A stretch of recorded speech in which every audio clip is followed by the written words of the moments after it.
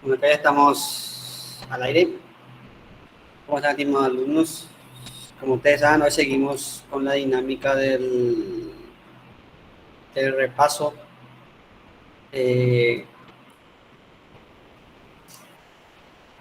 tenía planeado eh, esta tarde ya elaborar el primer examen para que ya están haciendo los exámenes, eh, pero eh, lastimosamente no voy a poder porque esta tarde tengo que resolver antes de fin de mes, tengo que irme ahí para ver el tema de mi declaración impositiva, o sea, tengo que ver el tema de impuestos. Y entonces esta tarde no voy a poder, pero mañana o a más tardar el miércoles ya voy a subir un examen a la plataforma para que ustedes puedan eh, realizar ya y así continuamos nuestro repaso.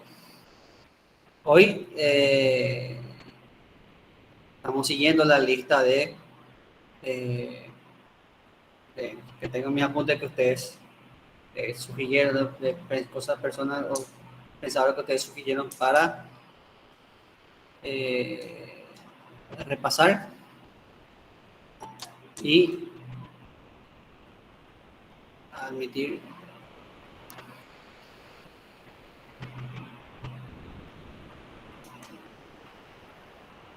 Y hoy nos tocaría a nuestro amigo Hegel.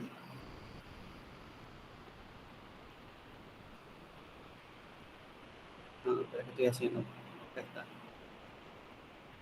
Una ventana.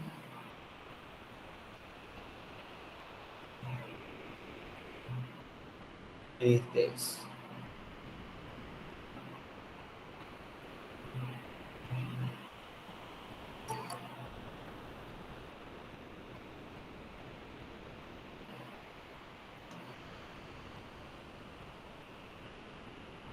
Bueno, como vimos nosotros, eh, Hegel perteneció al movimiento que se denomina romanticismo. El romanticismo es un movimiento intelectual y cultural, o sea, que habla con las artes, la filosofía, que surge como reacción a la Revolución Francesa. Eh, la mayoría de los autores románticos en un principio apoyó la Revolución Francesa, pero como ustedes saben, la Revolución Francesa termina en el terror, en la guillotina y, sobre todo, después de la Revolución Francesa se consolida el poder de Napoleón Bonaparte, que invade Europa. Y sobre todo, el romanticismo se origina en lo que ahora conocemos como Alemania.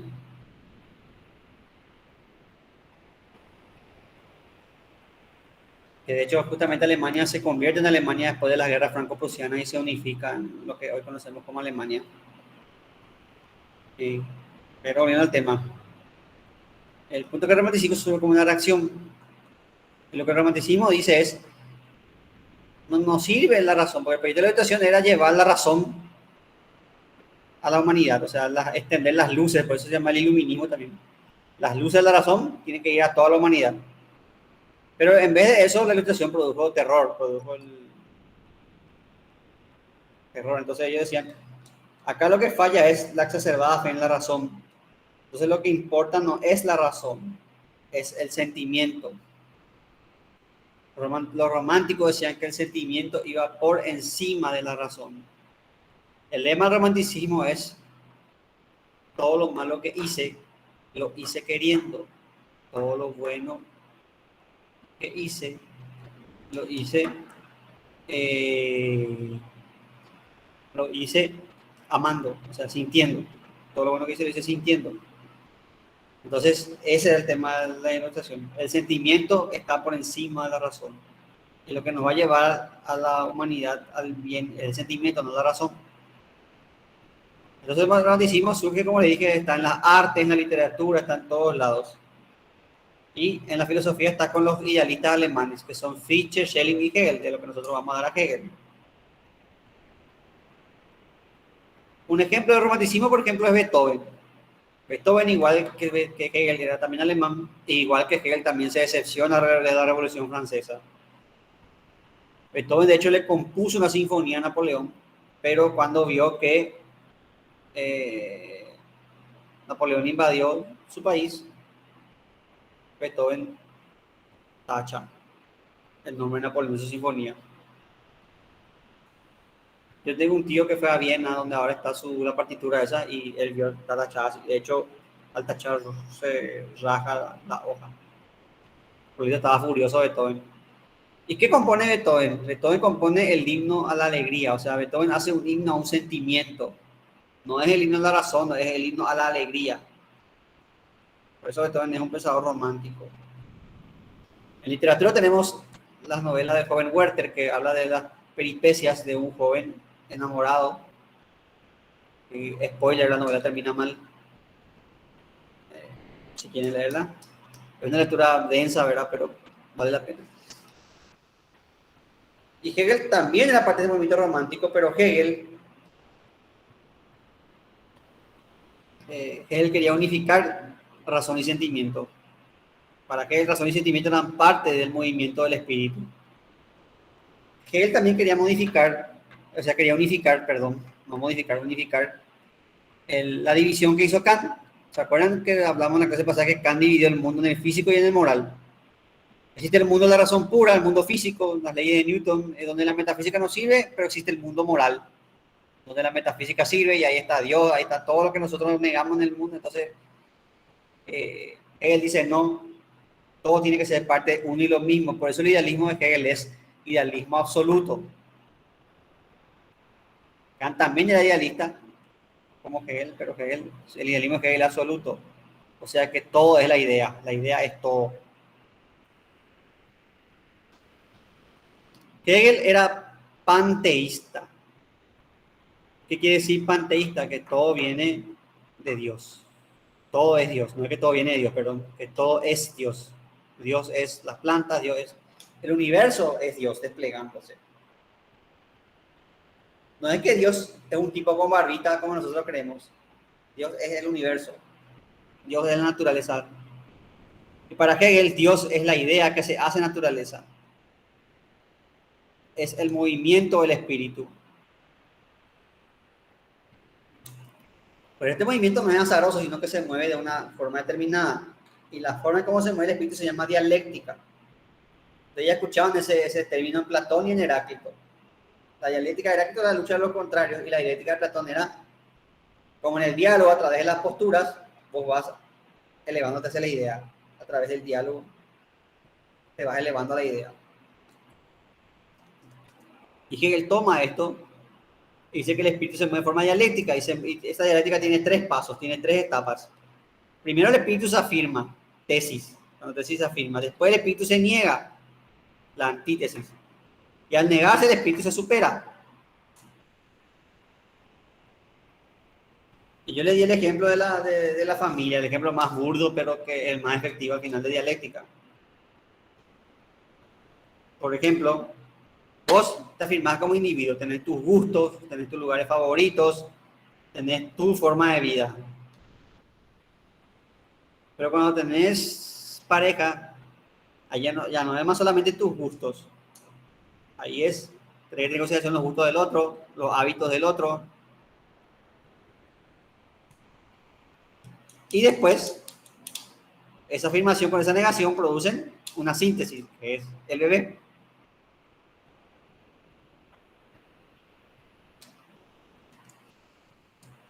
Y ahí el bebé ya es otra entidad distinta que tiene tanto las cualidades del madre como del padre, por eso es una superación. Y esa superación, o sea, el bebé va a volver a hacer tesis, se va a volver a afirmar como individuo, va a encontrar su antítesis y va a producir una síntesis. Y así hasta la eternidad.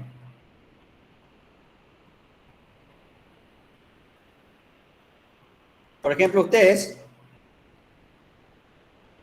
primero se afirmaron como niños. Yo soy un niño, yo quiero jugar, yo quiero ta, ta, ta. Después tuvieron que negarse como niños.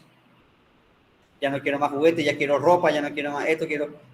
Para ser adolescentes. Y ahora ustedes se están negando como adolescentes para ser adultos, ya están entrando en la vida adulta, ya tengo que estudiar para tener un trabajo, etcétera, etcétera, etcétera, etcétera. Esa es la dialéctica hegeliana. ¿Se parece? O sea, es la era, solo que Hegel le da un movimiento de 3 pasos. Tesis, antítesis y después tenés la síntesis. La tesis sería el niño, donde vos afirmás y vivís por tu... La antítesis sería la adolescencia, donde vos tenés que negar tu infancia. Y la síntesis sería la vida adulta, porque ahí está, ya tenés la independencia que querías cuando eras niño, pero con la responsabilidad de la vida adolescente.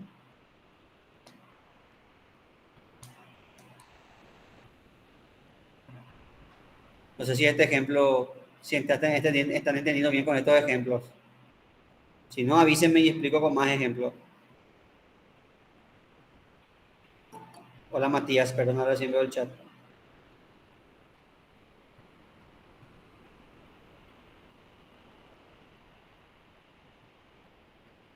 Ok.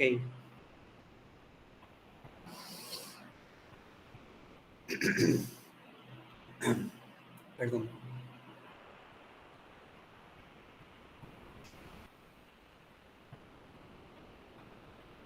La obra principal de Hegel es la fenomenología del espíritu. Tiene un nombre rimbombante, pero en realidad es, el significado de ese nombre es fácil. Es cómo el espíritu se hace fenómeno. ¿Se acuerdan ustedes qué era el fenómeno? ¿Qué es fenómeno? Eso dimos en el repaso anterior, dimos con Kant, dimos también con Hume. ¿Qué es el fenómeno? Si alguien puede responder.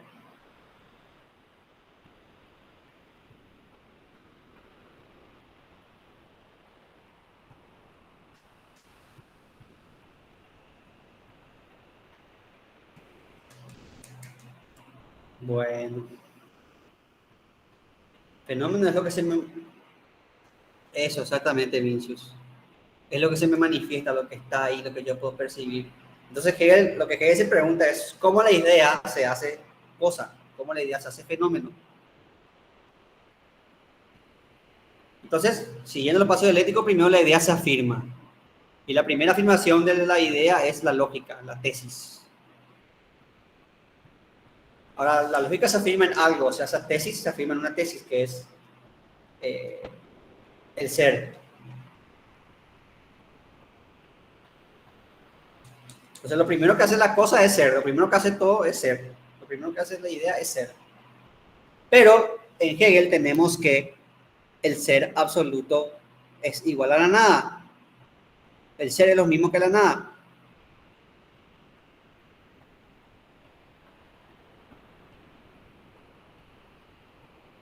Si vos, para no dar el ejemplo de la ferretería que siempre, si vos estás cenando en una mesa, ponerle que hacen un asadacho así grande entre todos ustedes se realizan un asadacho, y hay carne, ensalada, chorizo, varias clases de embutido, queso, sopa paraguaya, y uno decía, pasame la cosa esa.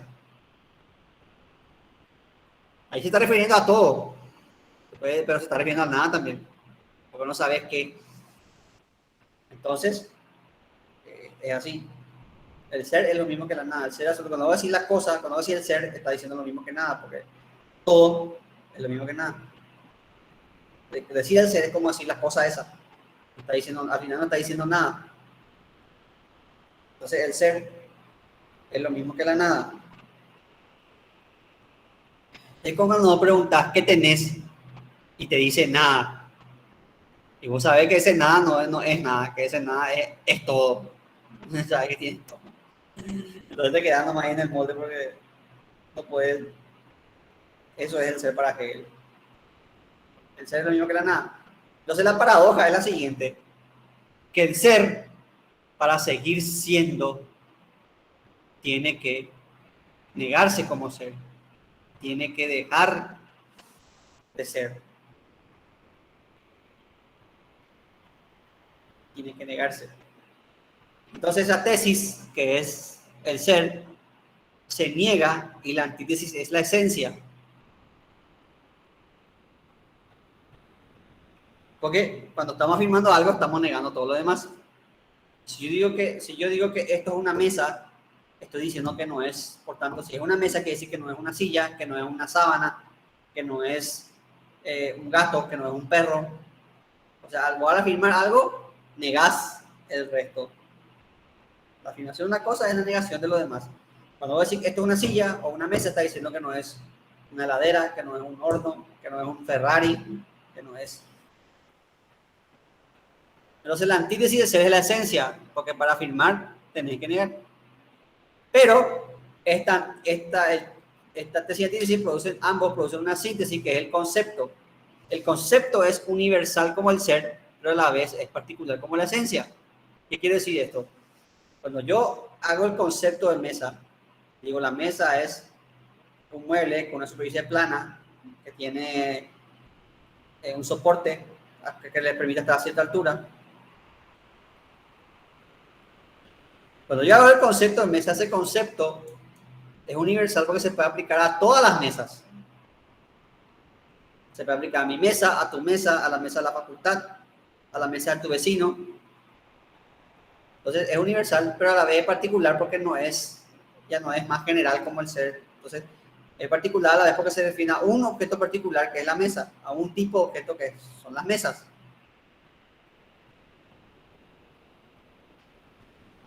Entonces acá tenemos que el ser ya se hace concepto, ya se hace cosa. Y cuando se hace cosa es naturaleza, porque la naturaleza está hecha de cosas. Entonces tenemos que el ser se convierte en cosa. Entonces pasamos a la siguiente etapa, que es la antítesis. Y la antítesis de la lógica es la filosofía de la naturaleza, porque lo contrario a lo que está en tu pensamiento es lo que está fuera de tu pensamiento. Entonces la lógica y la filosofía de la naturaleza. Pero esta etapa también tiene sus tesis, antítesis y síntesis. El mecanicismo es la tesis, la naturaleza se afirma como mecanismo, porque la naturaleza es un mecanismo. Nosotros vimos esto con Descartes, la naturaleza es un relojito que se mueve con precisión.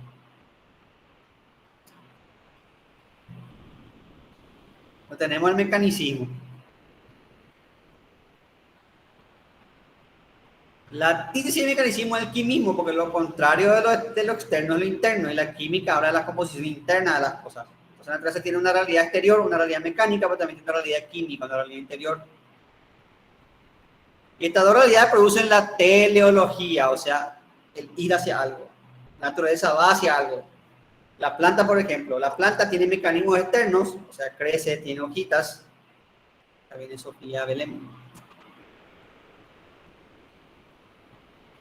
La naturaleza tiene mecanismos externos, su planta tiende hacia la luz, pero también tiene mecanismos internos, tiene químicos que le hacen producir fotosíntesis, por ejemplo. Y esos dos mecanismos tienden hacia algo, tienden hacia alimentarle a la planta y que la planta crezca. Entonces, la naturaleza tiene teleología, la naturaleza tiende hacia algo, la naturaleza va hacia algo.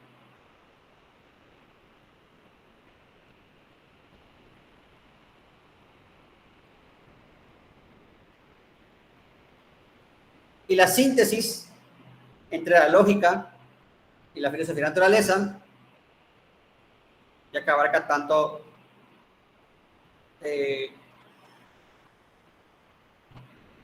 ya que abarca tanto el ser como el fenómeno, como la naturaleza, es la filosofía del espíritu. El espíritu es algo que está en la naturaleza, pero también está en la idea, o sea que el espíritu es la síntesis entre esas dos etapas. Pero esto también tiene su tesis, antítesis y su síntesis. Y la tesis y la antítesis de esto también tiene su tesis, antítesis y síntesis. Complejito el esquema, ¿verdad? Y conste que este es un esquema simplificado de lo que es. Porque en el esquema de Hegel, esto acá nosotros lo hicimos más simple, porque en el esquema de Hegel, cada una de estas etapas tiene otra tesis, antítesis y síntesis. Entonces es mucho más complejo. Pero, entonces, La filosofía del espíritu primero se afirma, la tesis de la filosofía del espíritu es el espíritu subjetivo. ¿Por qué? Porque el espíritu subjetivo es lo que depende de mí. Lo subjetivo es lo que depende de mí.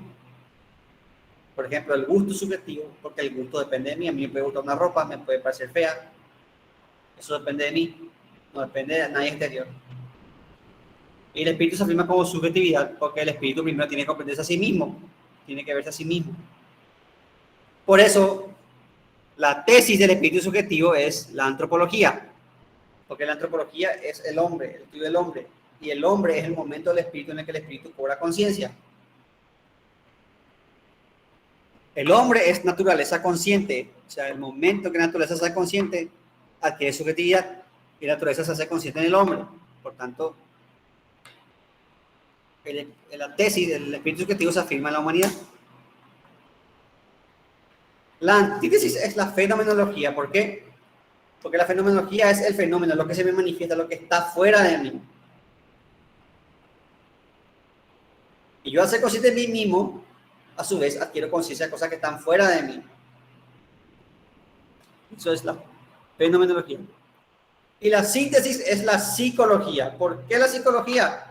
Porque la psicología es el hombre visto como fenómeno. O sea, cuando el hombre se ve a sí mismo, como se estudia a sí mismo como fenómeno.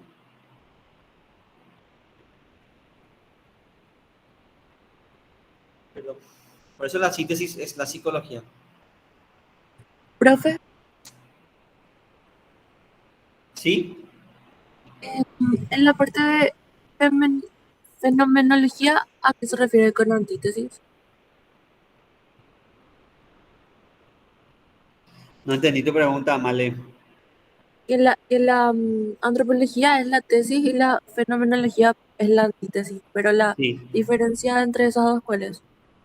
La filosofía, la antropología es, yo adquiero conciencia, el hombre adquiere conciencia, el hombre adquiere conciencia. Pero cuando va a adquirir conciencia, también sos consciente de tu realidad externa, de algo que no está, que no sos vos, lo que se te manifiesta, lo que está ahí afuera. Y eso es la fenomenología. Lo que tu conciencia percibe del mundo externo, eso es la fenomenología. Por eso es antítesis, porque lo contrario a tú es lo que está afuera. Ah, ya sí, entiendo. Y la síntesis de la psicología, porque la psicología es el hombre viéndose como un fenómeno.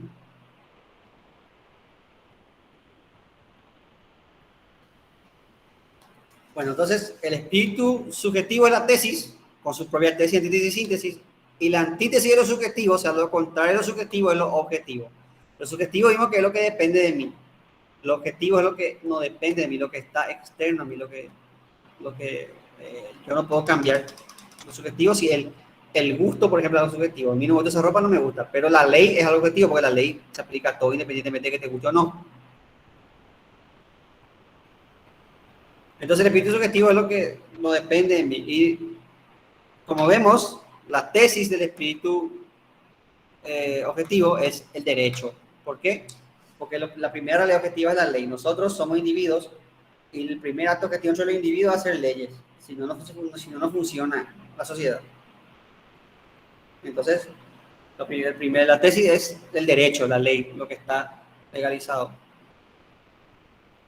Ahora, la antítesis de la ley, la antítesis, les va a sonar raro esto, pero la antítesis de la ley es la moral. ¿Por qué la moral? Porque la moral es ley no escrita. Y le voy a dar un ejemplo. Yo, por ejemplo, ahora puedo, por ejemplo, agarrar un vaso de cerveza, una lata de cerveza y tomar acá en clase, así en plena clase puedo tomar cerveza. Eso no sería ilegal, porque yo soy mayor de edad, tengo la edad legal para tomar y no hay ninguna ley que me prohíba a mí la ingesta o consumo de bebidas alcohólicas. Eso no es ilegal, pero sí es inmoral, porque es una falta de respeto, en primer lugar, una falta de respeto a ustedes, que ustedes esperan dar clases, no que un profesor esté tomando cerveza en plena. Y también una falta de respeto para la institución, porque porque la facultad tiene algo que se llama el perfil de docente, que es las normas mínimas que todos se tienen que cumplir, tiene un código de ética la facultad, entonces es algo que no es ilegal, pero es inmoral.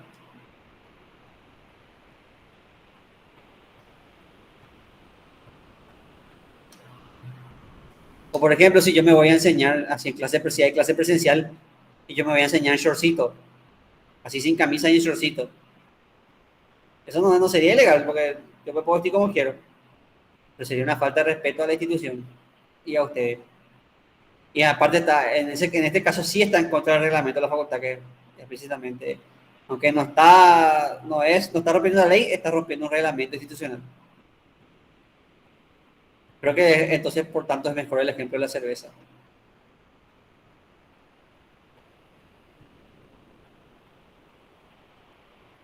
Y la síntesis es la ética, porque la ética abarca tanto el derecho como la moral. Por ejemplo, matar no es solamente inmoral, sino que es ilegal. Robar no es solamente ilegal, sino que es inmoral.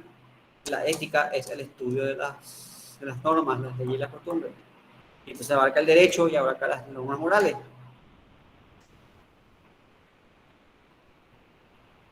Por eso la ética es la síntesis. Finalmente tenemos el espíritu absoluto, que es la síntesis del objetivo con lo subjetivo. Y el espíritu absoluto de la tesis es el arte. El arte es donde se afirma la realidad.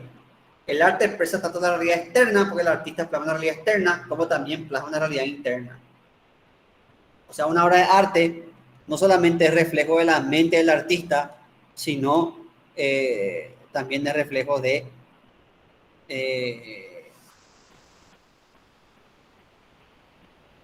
¿cómo puedo explicar? También es reflejo de la sociedad en la que vive ese artista.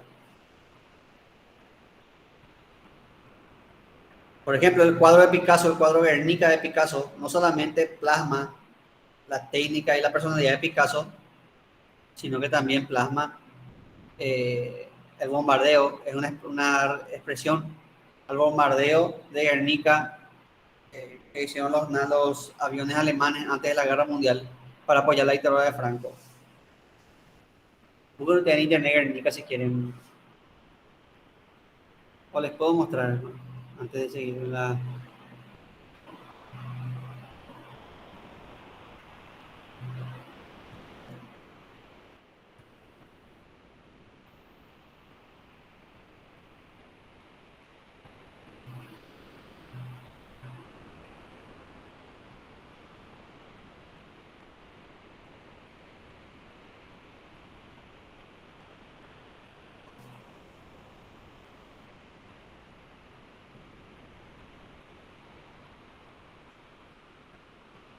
Este cuadro es Guernica.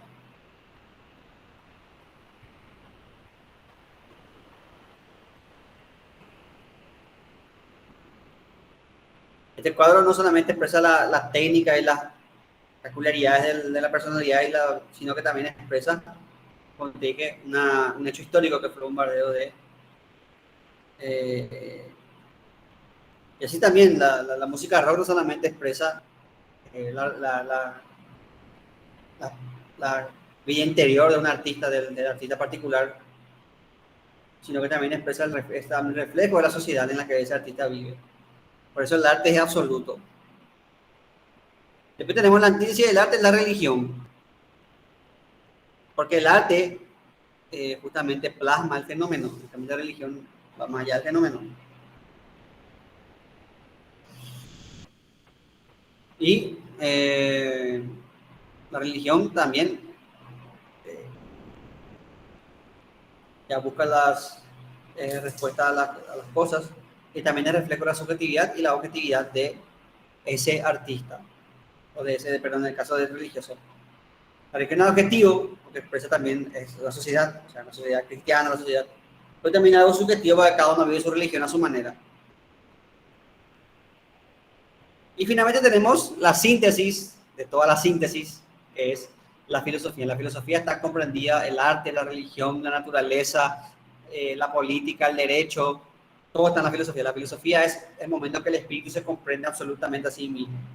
Es el momento en el que el espíritu se hace fenómeno. Esa es la fenomenología del espíritu.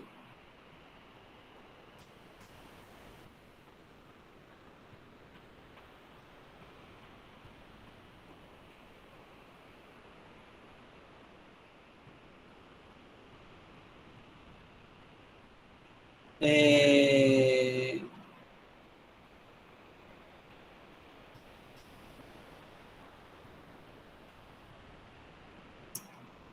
para seguir con Hegel, tenemos su filosofía de la historia. Como vimos con Hegel, la historia tiene una teleología, o sea, tiene un sentido, tiene una finalidad. Y en el caso de la historia, la finalidad es ir hacia la libertad, o sea, ir a sociedades menos libres, sociedades más libres. Y Hegel decía que este camino es el mismo del Sol, va de oriente a occidente. En Oriente, la infancia de la humanidad es donde solamente una persona es libre, que es el emperador. El emperador es prácticamente un dios y los demás son súbditos del emperador. Y tienen que morir por el emperador, tienen que vivir y morir por el emperador. Eso, por ejemplo, vemos así en la cultura japonesa, incluso en Japón. Esto llegó hasta la Segunda Guerra Mundial, donde el japonés tenía que morir y vivir por el emperador.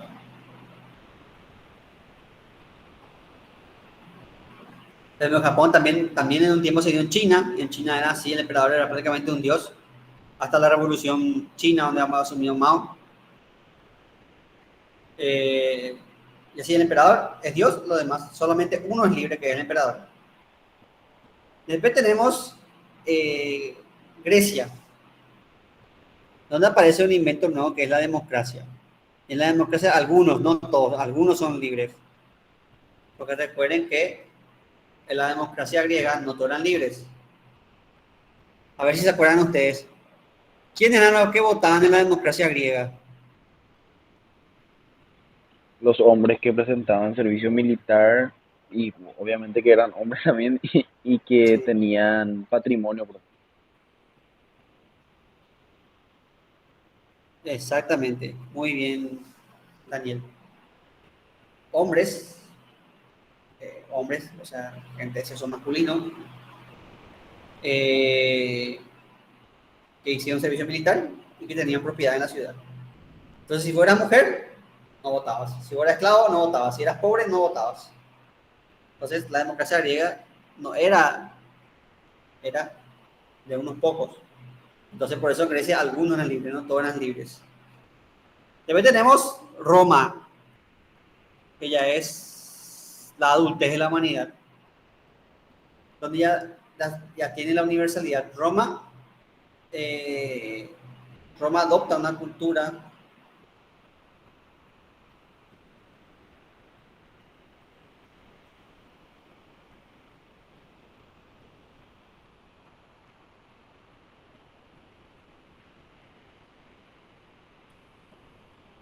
interesantísima pregunta, Betsabe. No había un mito como tal, pero sí había algunas enseñanzas en los mitos que te explicaban por qué no pueden votar las mujeres.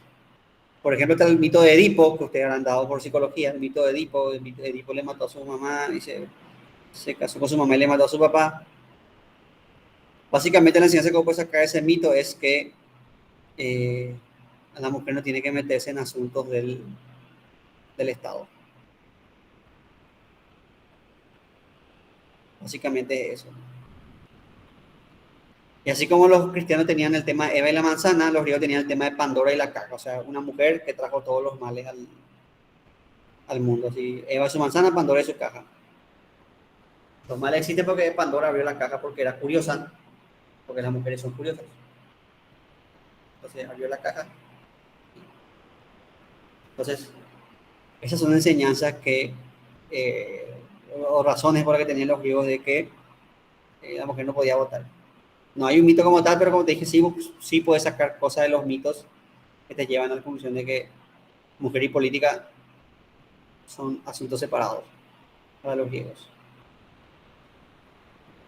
Pero tienen que entender que, si bien en la larga historia hubo mujeres poderosas, como Cleopatra y Leonor de Aquitania, que eran mujeres poderosas, son las excepciones y no la regla, porque la mujer en general fue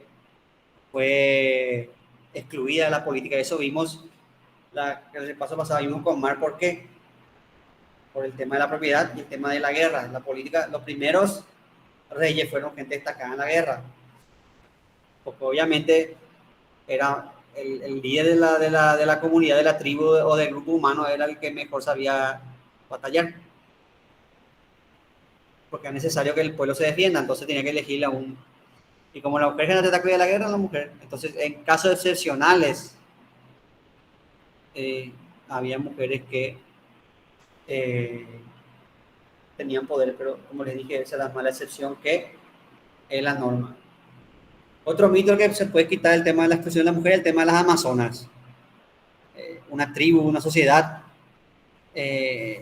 gobernada por mujeres, que los griegos prácticamente veían como un pueblo bárbaro de mujeres, y que le mataban a los hombres. Cuando nacían hijos varones le mataban y se reproducían con los hombres y tenían que los hombres irse o si no les mataban. Estaban las amazonas. Era así, mito griego así, una sociedad mítica griega. También puede quitar así de la política que no, esas cosas poder interpretar como es cosa de salvajes, cosa de las amazonas, dejarle eso a las amazonas. Nosotros somos griegos, somos civilizados, tenemos democracia. No somos un pueblo salvaje.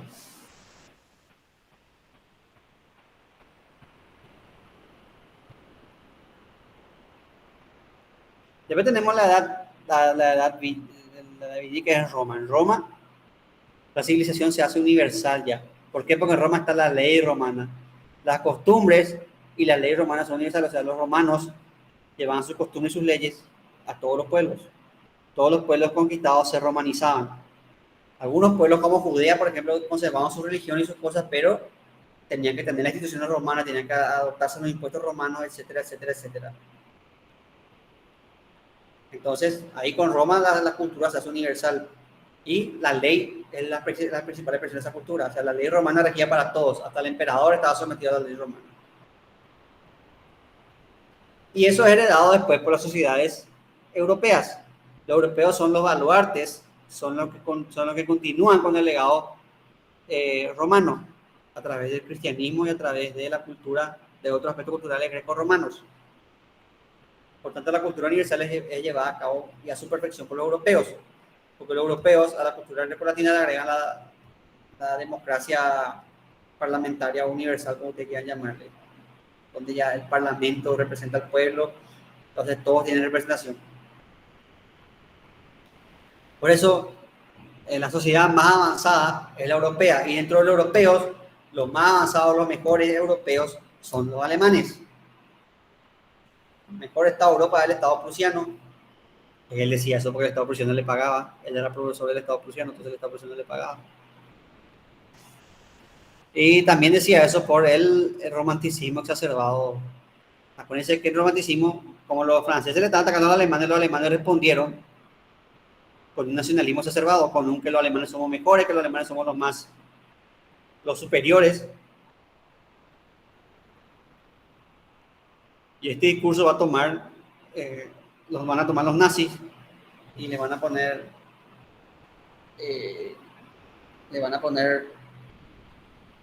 un casquito y una esvástica al pensamiento de Hegel.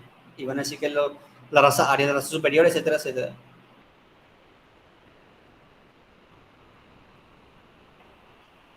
Entonces en Europa la civilización llega a su culmine, a su punto culminante. Y la pregunta es, ¿qué pasa en América? ¿Qué pasa en África?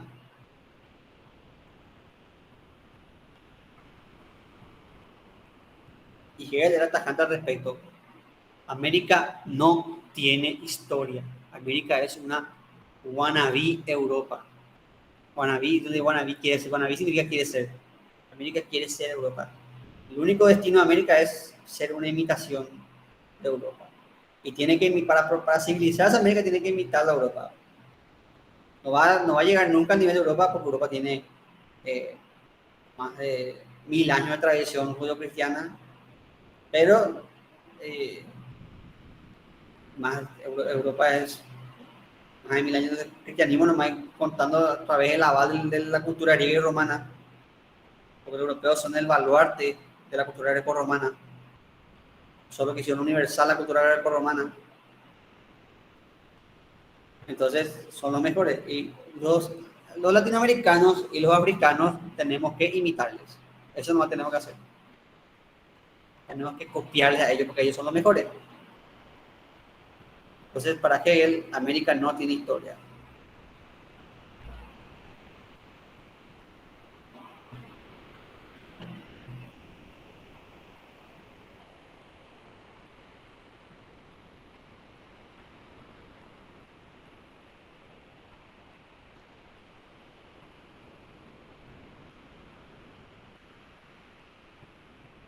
Bueno.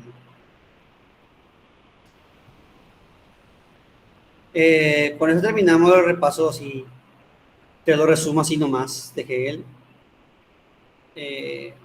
Y acabamos la lista por hoy. No sé qué otro tema o qué otro pensador quieren que abarquemos en esta clase. Si tienen alguna sugerencia o algunas dudas sobre un...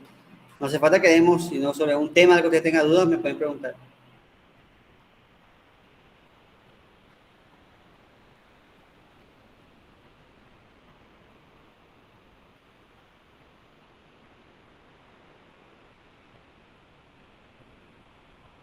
Yo voy a armar en la semana, mañana pasado, y una vez que haga me voy a dejar la prueba corriendo hasta, si podemos dejar hasta el viernes. Y de hecho el viernes podríamos hacer, si ustedes están de acuerdo, podríamos hacer como hicimos ese sábado que hicimos revisión de ítems.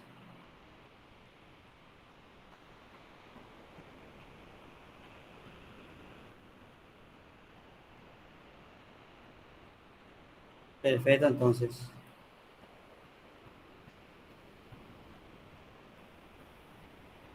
Suena bien. Bueno.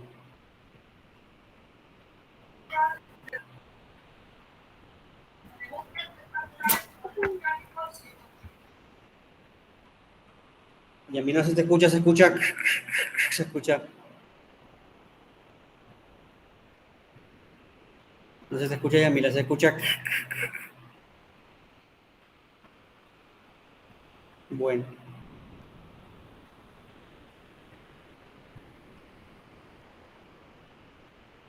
¿Qué otro filósofo, qué otras dudas quieren ustedes? No te preocupes, Yamila, yo pensé que quería hablar, por eso no te pregunté. Ya repasamos Kant, que era complicado, ya repasamos Marx, ya repasamos Hegel.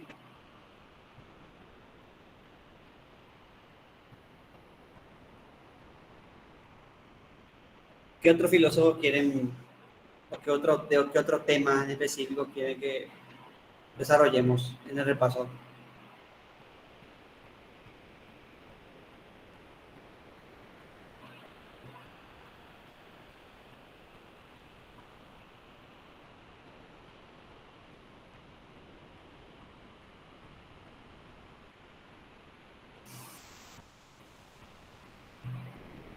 Ah, bueno, vamos a hablar de eso. Vamos allá primero a la zona de lo real. En un momentito busco. El 7 es. Creo que es el PowerPoint número 7.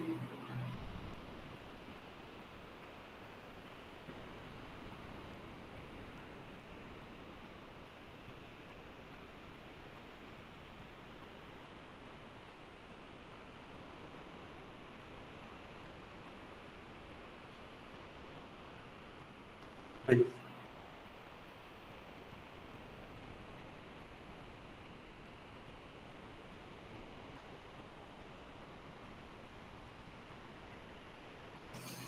Un momentito, por favor.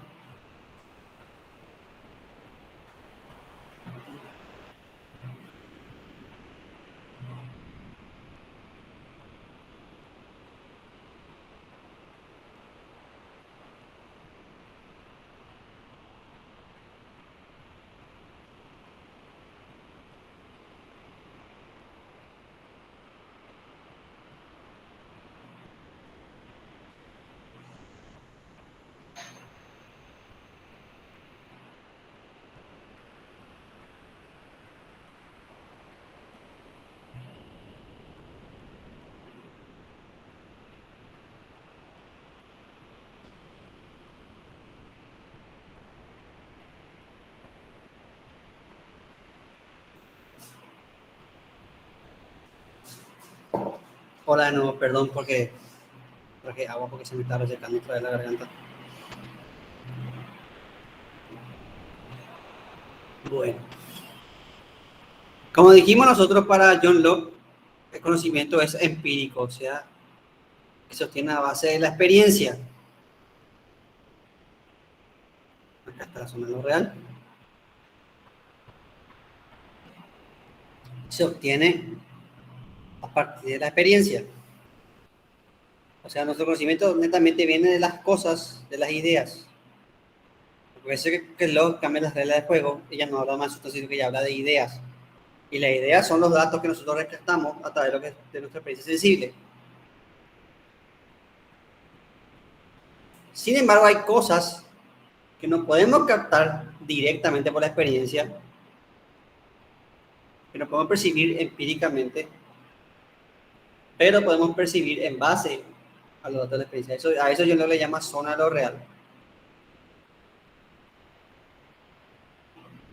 Por ejemplo, nosotros no podemos percibir la existencia del yo. O sea, yo puedo ver mi mano, puedo ver, pero yo no puedo ver mi yo.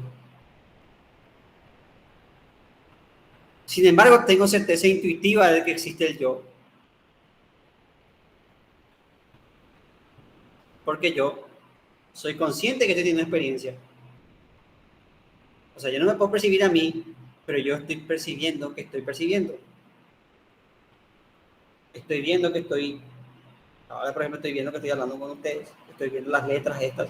Entonces yo soy consciente de mi percepción. Por eso del yo no me puedo percibir directamente, no puedo percibir mi yo, pero puedo percibir mi yo a través de la conciencia de mis percepciones. Por eso del yo tenemos certeza intuitiva.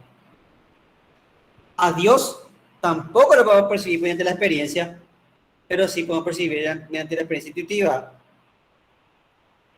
O sea, a Dios, igual que demostró Santo Tomás, se le puede demostrar por el principio de causalidad. Yo veo las cosas creadas, veo que hay plantas, veo que hay árboles, veo que hay el cielo, veo que hay estrellas, veo que hay personas, entonces yo veo un montón de cosas. Esas cosas tienen que tener su causa. Y como vimos en Santo Tomás, la causa de las causas es Dios.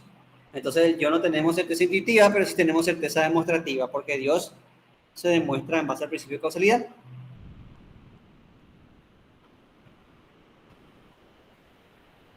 Yo tampoco tengo certeza de que existe la realidad externa, porque yo solamente puedo ver lo que yo percibo, pero sí tengo certeza sensitiva, es decir, yo toco, yo siento, entonces el hecho de que yo toque algo y sienta algo, quiere decir que hay algo externo a mí, algo que está estimulando mis sentidos.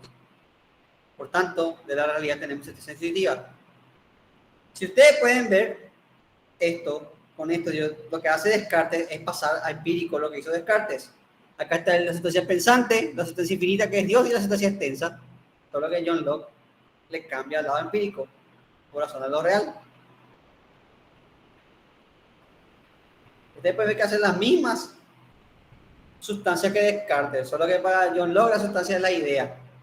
Y la idea que percibe las cosas. Pero hay cosas que no se perciben directamente por estímulos, sino que tenés que percibir por el producto de esos estímulos. Y esa es una zona de lo real. No sé si con esto quedó claro el tema de la zona de lo real.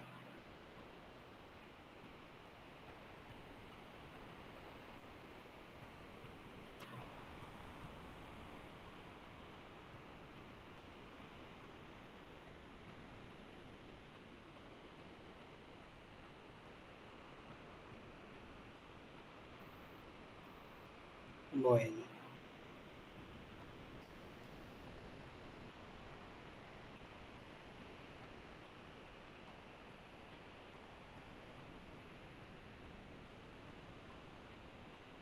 perfecto.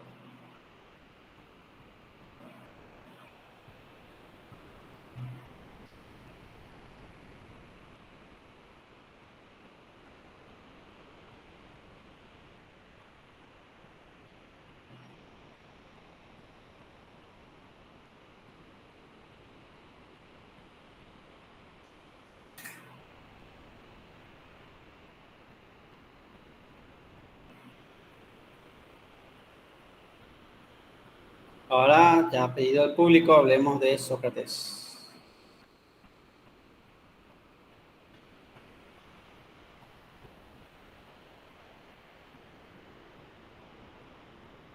Bueno, como ustedes saben, estudiar a Sócrates es un problema. ¿Por qué?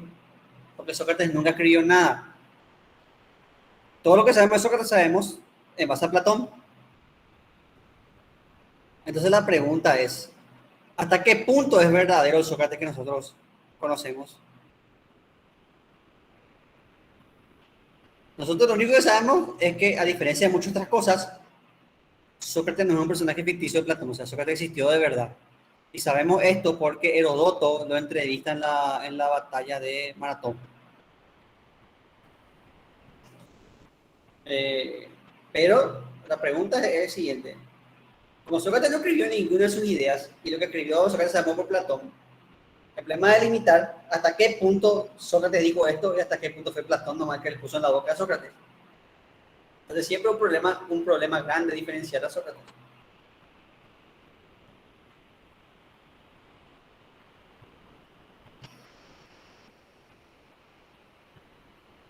Entonces, lo que sabemos de Sócrates es básicamente por fuentes indirectas.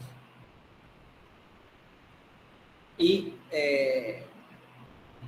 lo que tenemos aquí de Sócrates es que, si bien compartía rasgos con los sofistas, el hecho de que se provocaban por el hombre y todas esas cosas, también se diferenciaba de ellos. Y estas son sus grandes diferencias. Primero, que los sofistas cobraban por enseñar y Sócrates no. De hecho, Sócrates y Platón sobre todo le criticaban a los sofistas porque ellos cobraban por la enseñanza. Antes estaba mal visto que uno cobre por enseñar, porque el conocimiento es de todos. Entonces, uno puede, es como que yo te cobre por enseñar, es como que yo te cobre porque tomas agua del río. Te puedo cobrar porque tomas agua del río, es de todo. Pero los sofistas decían, no, esto es un trabajo y yo cobro mi trabajo. Sócrates en cambio no cobraba y decía que estaba mal cobrar. Ahora, ¿por qué Sócrates tenía... No, ¿de qué vivía Sócrates si Sócrates se dedicaba exclusivamente a la filosofía y no cobraba? Y para empezar, Sócrates era de clase social elevada, por tanto no tenía necesidad de buscar plata ya.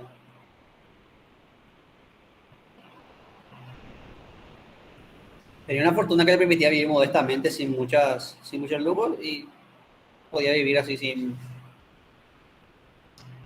Y también Sócrates tenía amigos que le sponsoreaban.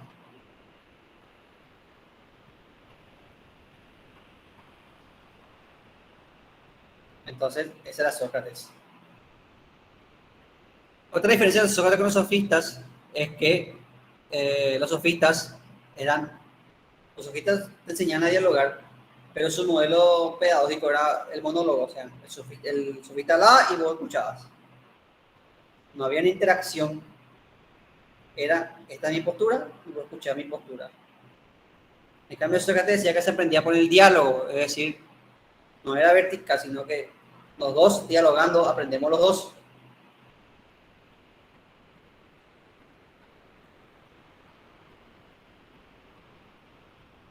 Después también, Sócrates, los sofistas, muchas veces para ganar debate, porque a ellos no le importaba la verdad, sino ganar, apelaban al lado afectivo. En cambio, Sócrates siempre apelaba al lado racional. O sea, Sócrates te quería convencer con argumentos, no con chicanerías afectivas, no apelando a tu conciencia, sino que Sócrates quería convencerte con argumentos racionales. Pero también dice Aristóteles en sus libros Retórica. Aristóteles dice que hay dos formas de convencer a la gente, con argumentos racionales o apelando a sus emociones, que es, por ejemplo, lo que hacen los políticos. ¿Los políticos qué hacen? Los políticos cuando están en campaña, ¿qué hacen? Te hablan de... No, los políticos se van, empiezan criaturas, se van ahí con la gente, por el pueblo, se pasan por el mercado cuadro, se pasan por Chacarita, se pasan la mano con la gente. O sea, apelan a la afectivo, apelan a que la gente diga, este uno más de nosotros.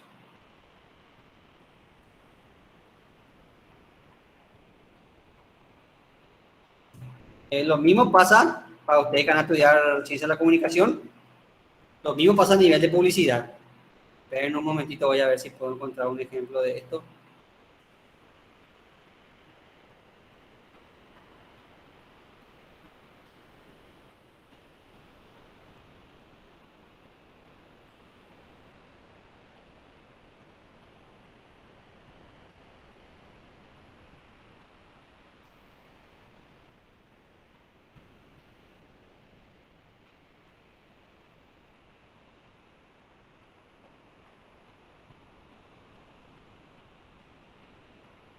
Ven, voy a mostrar un ejemplo de lo que yo hago para ustedes, mis alumnos que van a seguir periodismo.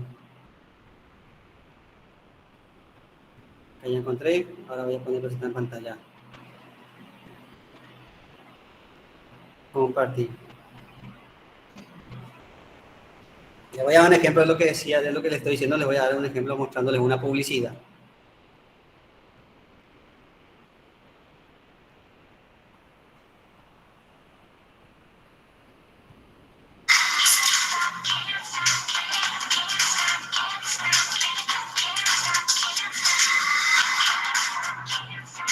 Cerveza Diosa, qué buena está.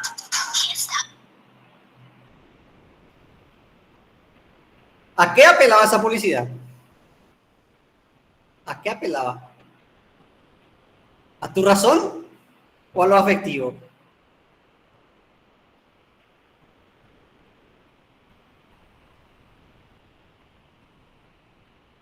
Exactamente. Y parece que te afectó bastante. Lo que menos te muestra esa publicidad, si ustedes se ponen a pensar, lo que menos te muestra es el argumento racional. Lo que menos va a esa propaganda es la cerveza. En lo que menos te fijas en la cerveza.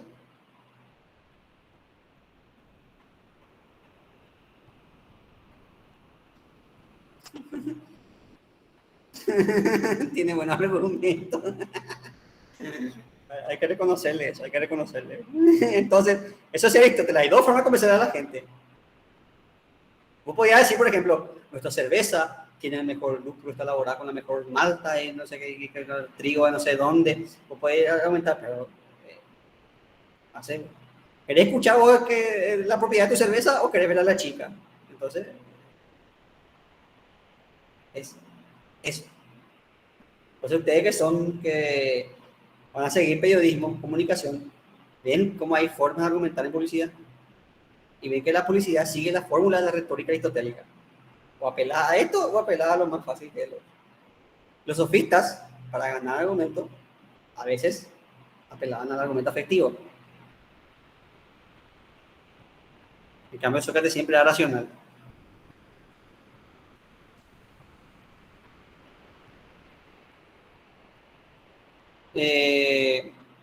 Los sofistas eran relativistas, o sea, creían que la verdad era relativa. Ya vimos eso, para los sofistas la verdad dependía del contexto, de la época y de lo relativo que es. En cambio, Sócrates creía que la verdad era universal.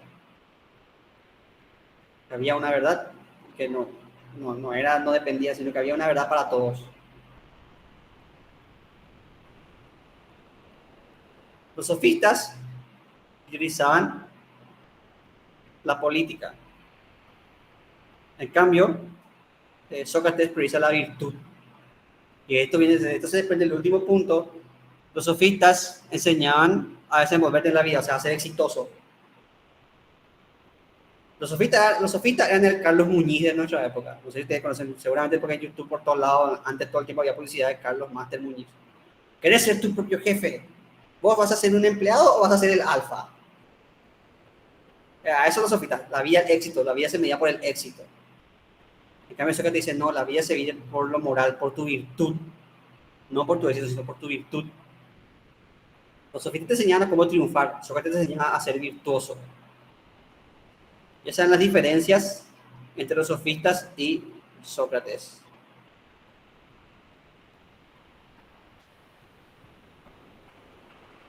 Sócrates tenía un método que se llama mayéutica.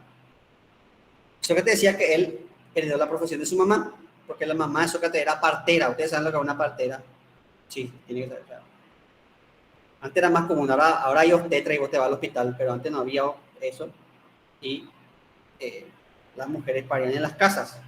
Tenía que haber una señora que asistía en el parto de la partera, que era una mujer, era una de las pocas profesiones femeninas de la época, ¿sabes? Porque evidentemente las mujeres saben más del parto que los hombres. Entonces, obviamente a esa profesión se dedicaban las mujeres, que eran ayudar a tener hijos a los niños. Y la mamá de Sócrates era eso, era una partera. Y Sócrates decía, yo le doy la profesión de mi mamá, solo que yo en vez de ayudar a parir,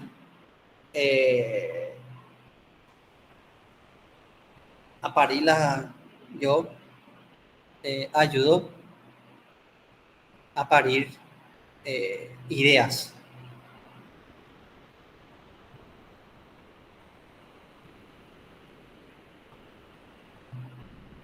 A eso yo ayudo. Yo en vez de dar a la luz, en vez de ayudar a que salga la luz de cartera, ayudo a que salgan la luz las ideas. Y por eso se llama mayéutica. Y la mayéutica tiene dos momentos. Primero, la ironía. El punto donde Sócrates se hace el tonto, se hacía el tonto, y te hacía preguntas, y vos le respondías, y por eso que te demostraba los falaces o los poco certeras que eran tus respuestas, a través de más preguntas. Ese es el método mayéutico. El video de Bully Magnus, nos lo voy a mostrar ahora porque ya mostré en la clase anterior, y aparte está en el aula por si ustedes quieren ver. El video de Bully Magnus explica perfectamente cómo emplear la mayéutica. Entonces, para no dar ejemplo general otra vez, voy a dar justamente el ejemplo de ese video. Sócrates le preguntó a un tipo conocido, reconocido intelectual griego, le preguntó, dime, sabio anfitrión, ¿qué es la santidad? Y el tipo le dijo, los santos es lo que agrada a los dioses. Entonces Sócrates le pregunta, pero, entonces, ¿quiere decir que a todos los dioses le agradan las mismas cosas? ¿O quiere decir que los santos es santo por sí mismo o es santo porque los dioses quieren que sea santo?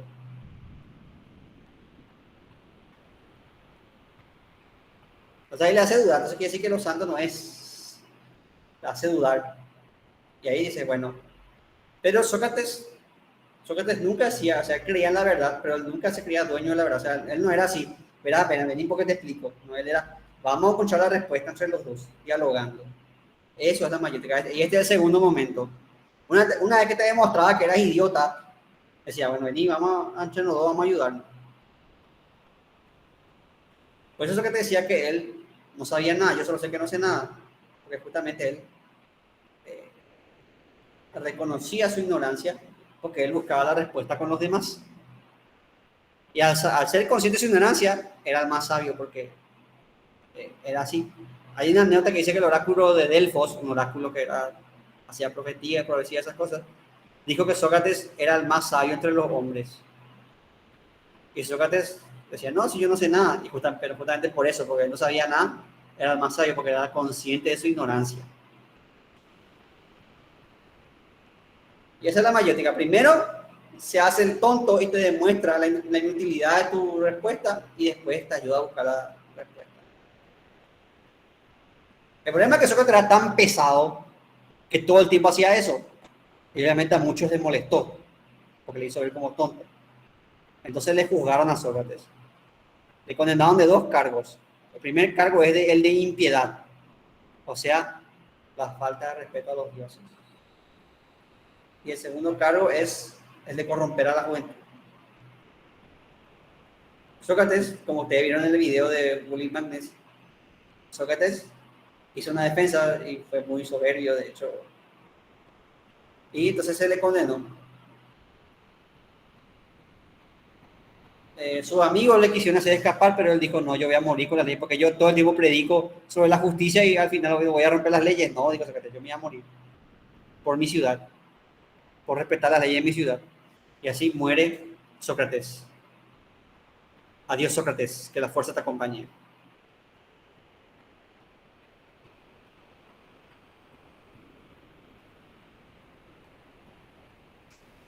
Finalmente, y para terminar con Sócrates, tenemos la ética socrática. La ética socrática es una ética intelectualista.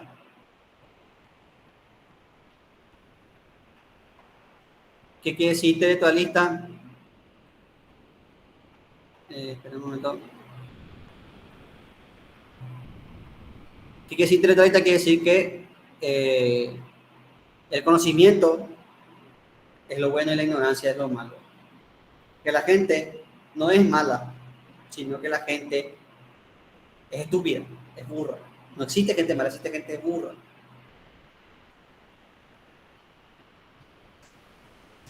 Vamos a suponer, por ejemplo, que yo me quiero hacer el vivo y no quiero pagar caro por un celular, cosa que es comprensible porque estas telefonías te estafan también. Entonces me hago el vivo y me voy al mercado y compro un celular que yo sé que es robado. Compro.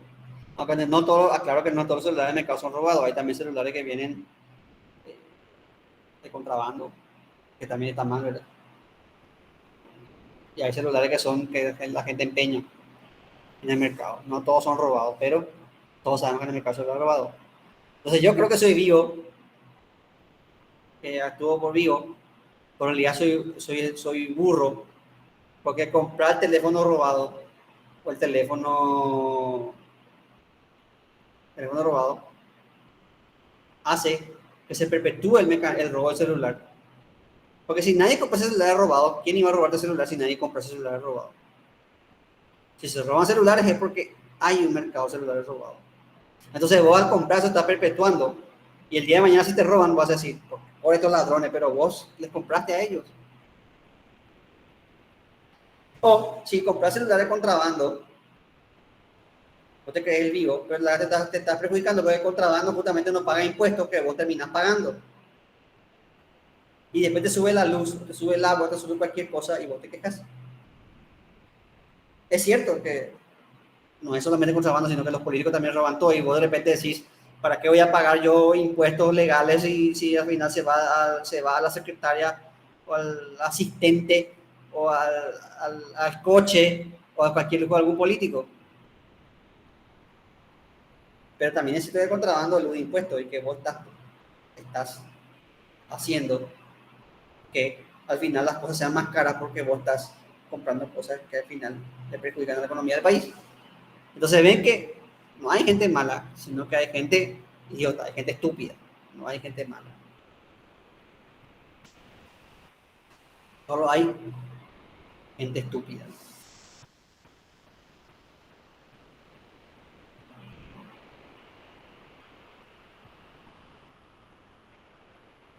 Entonces, tenemos esa ética donde el bien es la inteligencia y el mal es la ignorancia, y que la gente hace mal por ignorante. Ahora, esta ética fue cuestionada, sobre todo por San Agustín. San Agustín, que tuvo su vida también, su periodo de pecador, cuando era escéptico, dudaba de todo, se pasó en juerga, se pasó en todo. Entonces, él conoce bastante bien el pecado. Él decía, San Agustín decía que Sócrates era muy ingenuo, o sea, porque él decía, a veces, no es que vos ignorante, vos sabés que estás mal, pero igual haces. Entonces San Agustín decía, veo el bien, pero sin embargo hago el mal. A veces vos sabés que no es lo correcto, e igual nomás le metes.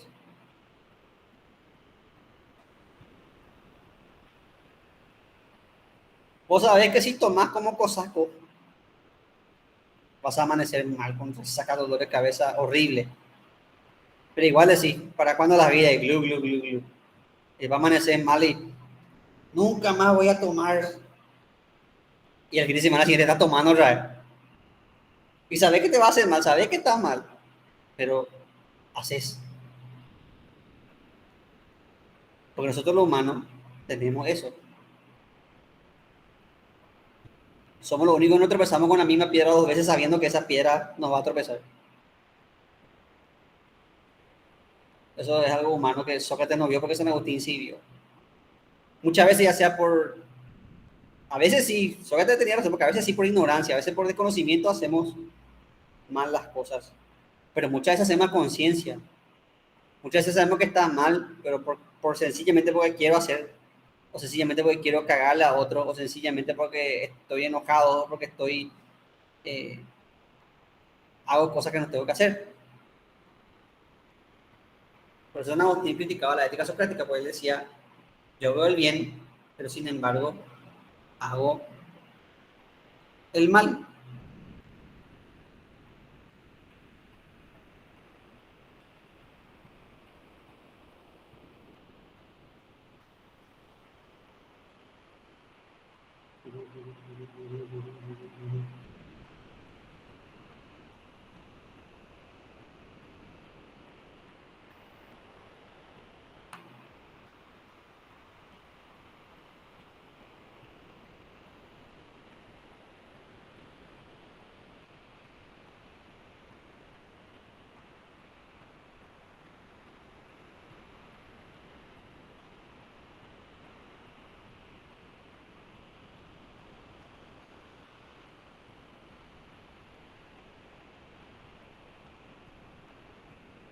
Aristóteles. Hablemos de Aristóteles.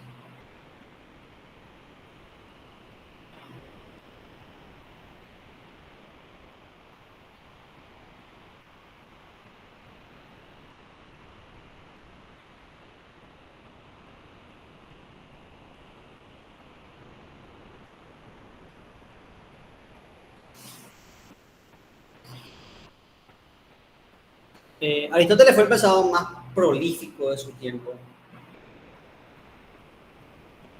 Que hablamos de su vida personal, que fue el maestro Alejandro, que algunos dicen que le mató a Alejandro Magno, y hablamos de todas esas cosas, así que, y como el tiempo apremia, vamos a estar en su hora. Lo que sí que Aristóteles, como fue médico y estuvo en las cortes de Macedonia, tuvo la posibilidad de investigar mucho. Y fíjense ustedes lo extensa que es su obra. Hasta ahora este se conoce obviamente como el corpus aristotélico. Y tengan en cuenta ustedes que esto es lo que se rescató de su obra, porque mucho de esto se perdió. Mucho tratado se perdió. Y Aristóteles con su obra abarca todos los temas de su época. O sea, Aristóteles era fue el filósofo más completo de la antigüedad. Aristóteles abarcó todo el conocimiento antiguo. Todas las áreas de conocimiento abarcó Aristóteles. Usted puede ver, sobre se compone el tratado de lógica, a lo que también se le llama órgano, instrumento. Los tratados de lógica estudian cómo, perdón, ahí está.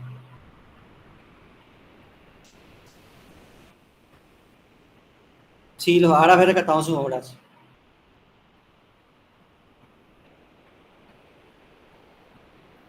Por eso que en la escolástica, después con las cruzadas, los europeos conocen a Aristóteles. Y eso toman Santo Tomás y su maestro Alberto Magno.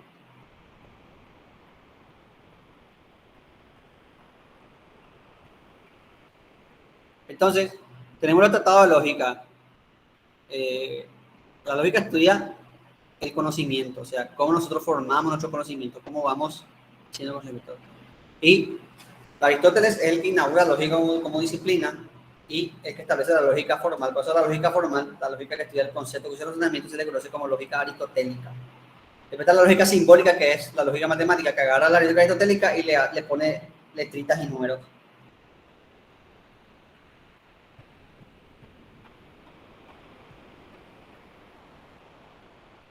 Entonces los tratados de lógica son las categorías sobre interpretación, los primeros analíticos, los segundos analíticos y los tópicos de refutaciones sofísticas. Después tenemos el tratado de física, los tratados de física, que justamente tocan el tema de la física, sobre el cosmos. Y acá Aristóteles escribe sobre el cielo, sobre la generación y corrupción, sobre los animales, sobre el alma y escritos de biología. Después tenemos los tratados de metafísica, y acá hay que aclarar algo interesante, que es que Aristóteles nunca le llamó metafísica, Aristóteles le llamó filosofía primera. Pero cuando estaban ganando los libros, estaban ganando así, bueno, acaban todos los tratados de lógica, acaban los tratados de física, acaban los tratados de economía. ¿Y dónde van estos que están acá? Entonces, se hizo un lugarcito y pusieron tratados de metafísica, o sea, de lo que va más allá de lo físico. Y eso hizo uno de los sucesores de Aristóteles, que es Andrónico de Rodas. Y él fue el que inventó la palabra, el que le puso metafísica a eso, y ahí se queda el término metafísica.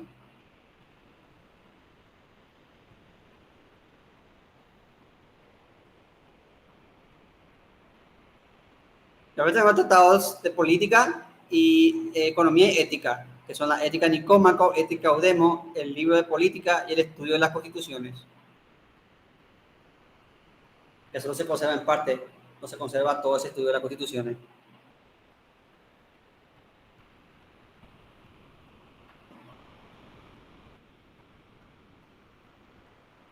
Aristóteles, como ustedes saben, estudió a todos los pensadores de la antigüedad y si bien él respetaba a los pensadores antiguos, también les sometía a críticas, o sea, también les criticaba. A Heráclito, por ejemplo, dice, Aristóteles decía que Heráclito tenía razón en que el cambio es verdadero, o sea, que no es aparente como decía Parménides, sino que el cambio existe. Pero lo que Heráclito no vio, dice Aristóteles, lo que Heráclito olvidó, es que todo cambia en la permanencia. Yo estoy seguro de que ustedes cambiaron mucho desde que eran bebés hasta ahora. Muchísimo cambiaron. Pero hay cosas de ustedes que permanecen. Hay rasgos, incluso la personalidad de ustedes que permanecen desde que eran chiquitos hasta ahora. Entonces todo cambio tiene una permanencia. En todo cambio hay permanencia, decía Aristóteles. Eso le criticaba a Heráclito. Heráclito vio el cambio, pero no vio la permanencia en el cambio. Y Parménides acertó que el ser es la realidad verdadera, pero lo que Parménides no vio es que Parménides vio un solo ser. En cambio, para Aristóteles el ser es plural. Este vaso es, yo soy, este pizarrón es, vos sos, tú eres, él es, nosotros somos, vosotros sois, ellos son. Existen muchos seres y estos seres, para cómo el cambio, el ser se da también en el cambio. O sea, hay un cambio en la permanencia y también hay una permanencia en el cambio. Porque el cambio, la sustancia tiene afecciones, o sea, la sustancia puede ser afectada. Por ejemplo, yo si se me derrama yo me voy a mojar, o sea, una afección va a ser.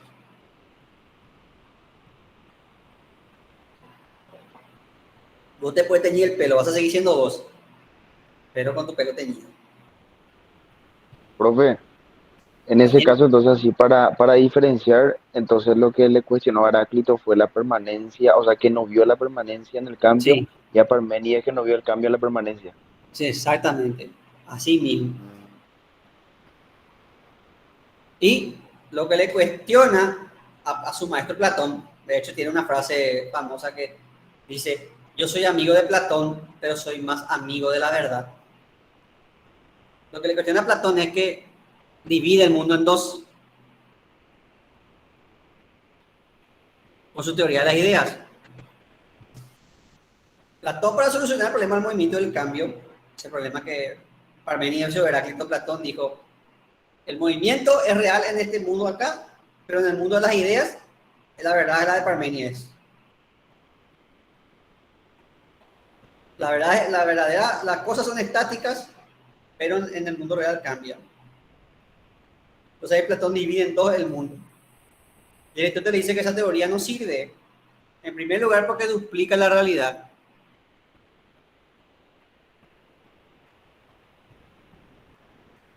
Yo no tengo... con Platón quiso decir que vino primero la gallina o el huevo. Platón dijo primero vino la idea de gallina. La idea de gallina produce la gallina y la gallina hace huevo. Pero Aristóteles dice, pero si hay una idea de gallina, entonces también tiene que haber una idea de huevo. Entonces el problema ahora es que yo no solamente tengo que explicar que vino primero la gallina y el huevo, sino que vino primero la gallina del huevo o la idea de gallina o la idea de huevo. Entonces estoy multiplicando el problema, estoy duplicando la realidad, porque no solamente tengo que explicar el cambio en el mundo sensible, sino que también tengo que explicar el cambio en el mundo de las ideas. Después también Aristóteles dice que la teoría de las ideas separa la esencia de las cosas, porque la esencia no está acá, la esencia está en la idea es la verdad de las cosas. Nosotros somos una copia de las cosas. Entonces quiere decir que yo no soy yo, que yo soy una copia barata de mi yo ideal. Y eso nos lleva a otra pregunta. ¿Cómo es el yo ideal? ¿Existe un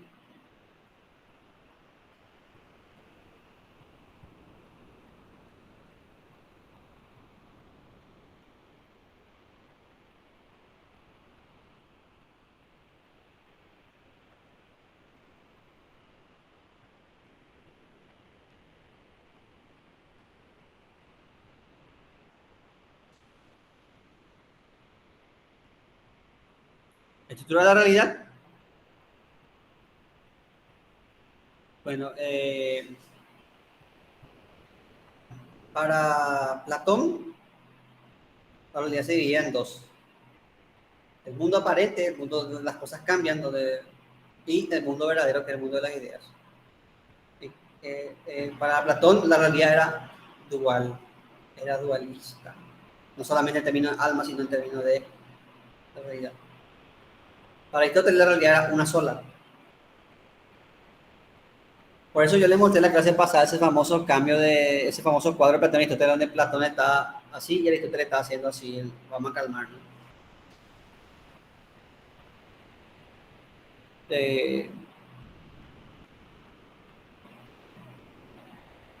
Como le dije, para Aristóteles la realidad era única. Y también, a diferencia de Parménides, que la realidad era un solo ser, para Aristóteles la realidad, el ser se puede expresar en muchas formas. O sea, yo soy, vos sos, no hay un solo ser del que todo, sino que hay varios seres que están sometidos a afecciones. Eso vamos a ver cuando demos el tema de sustancia accidente, el tema de esencia.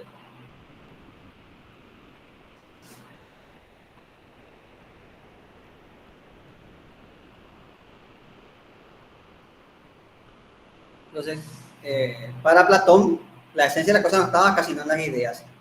Y ese es un problema porque entonces quiere decir que, ¿dónde está mi esencia? Quiere decir que hay un profe Ismael ideal allá en el Tupuranos, o el profe Ismael forma parte de una idea de humanidad general. Si somos una idea de humanidad de la cual todos nosotros somos copia de esa misma idea. Entonces, ¿quién soy yo?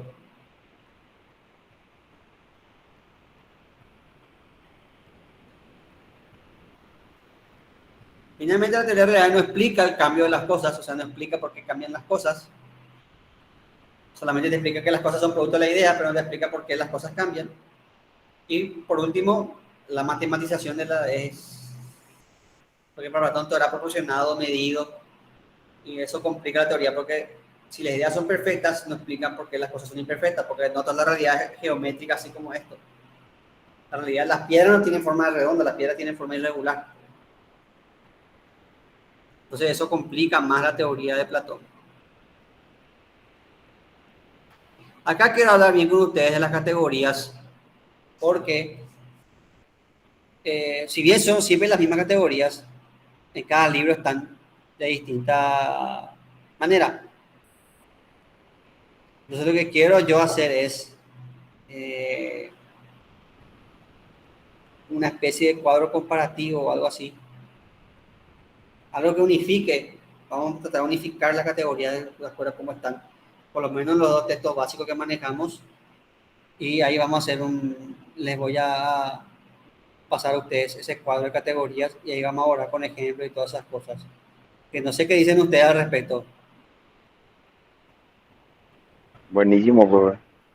Porque si no, van a decir ustedes, profe, pero acá en este libro está así y en el examen me salió así.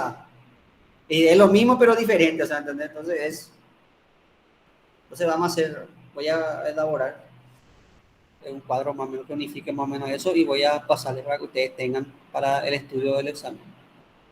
Porque está diferente. También quiero hablar otra cosa con ustedes que es, hoy me escribe un alumno y me dice que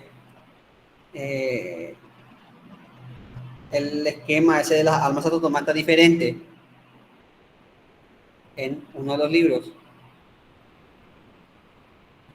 Entonces voy a revisar también eso y voy a estar viendo. En general, son todos iguales, pero algunos dividen. No sé cómo explicarles. Siempre son los mismos temas, porque no cambia no es que cambia lo que dice, sino que cambia cómo presentan los autores esos temas, ¿entienden? Entonces quiero ir viendo eso y unificando eso y decir, mira, acá está así, acá está así, acá está.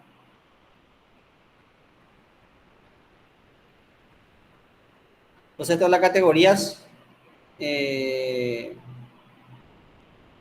vamos a dejar para después. Vamos a corroborar así, vamos a unificar. Lo que importa de esta categoría es que hay una categoría de sustancia y 9 accidentes. Sustancia es lo que hace que las cosas sean. Y accidente es lo que afecta a las cosas sin que las cosas dejen de ser. Por ejemplo, esta mesa es una sustancia. Tiene superficie plana, tiene, etcétera. Por eso tiene las cualidades de una mesa. Yo puedo pintar esta mesa de rojo y va a seguir siendo una mesa. El color de la mesa es accidental, por lo tanto. Puedo cambiarle de forma y va a seguir siendo una mesa. La forma de la mesa siguiente, la mesa puede ser ovalada, cuadrada, redonda.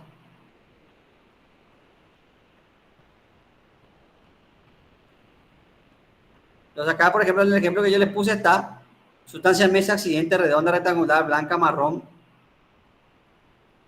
La mesa puede estar al lado de la ventana, puede estar lejos de la ventana, puede estar en el piso arriba o en el piso de abajo. Entonces esos son accidentes.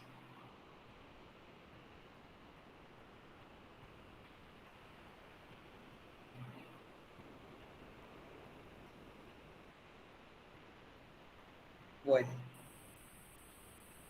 hablemos ahora de la teoría ilemórfica. Entonces decía que toda la realidad se compone de dos cosas, materia y forma. La materia es el principio indeterminado, por tanto determinante, y la forma es el principio, indeterminado, por tanto determinable, y la forma es el principio determinado, por tanto determinante. Suena trabalengua, pero me voy a explicar bien ahora. La materia es, por ejemplo, la arcilla. O voy a cambiar, que no voy a decir el ejemplo de la arcilla, ya es aburrido. Yo, por ejemplo, tengo madera. Vamos a suponer que yo consigo madera. La madera es la materia. Yo con esa madera puedo hacer biblioteca para libros, puedo hacer estante para libros, puedo hacer una escultura de madera, puedo hacer muebles, puedo hacer una canoa. Entonces, la materia no tiene forma, por tanto es indeterminada, o sea, vos le puedes dar la forma que querés, y por tanto es determinable, o sea que vos podés hacer que cumpla la función que vos quieras. En cambio, la forma está determinada, o sea, una vez que voy a leerte forma de canoa, ya tiene un propósito que es cruzar un cauce hídrico sin mojarte. A flotar sobre el agua, esa es la función de la canoa. Que ya tiene una función determinada, por tanto ya está determinada.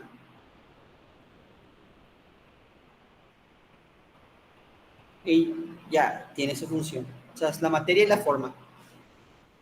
La materia es lo que vos usás y la forma es, ¿cómo le da? Todo tiene materia y forma.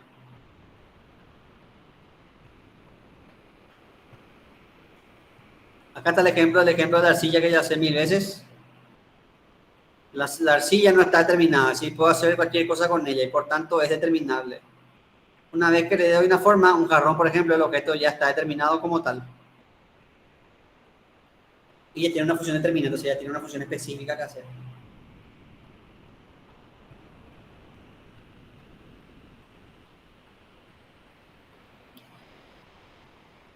Ahora, en aquella te decimos que hay sustancias y accidentes, y que hay materia y forma, vamos a decir que hay acto y potencia.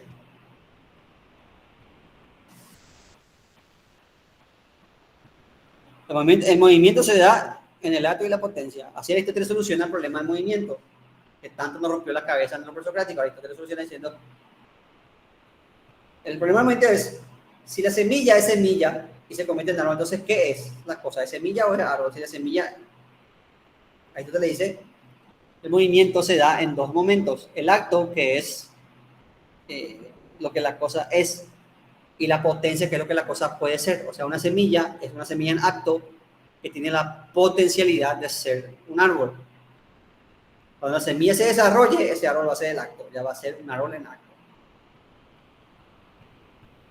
Ustedes, por ejemplo, son cursillistas en acto y son alumnos de facultad en potencia. O sea, tienen la potencialidad de ser. Entonces, el acto se divide en energía, que es la que tiene una potencia activa. O sea, ustedes ahora tienen La potencialidad de ser, como les dije, alumno de facultad. Y la entelequia con el fin. ¿Para qué fin usted quiere ser alumno de la facultad? Para ser licenciado, para tener un trabajo. Esa es la entelequia. Y después tenemos la potencia activa, la capacidad de producir algo.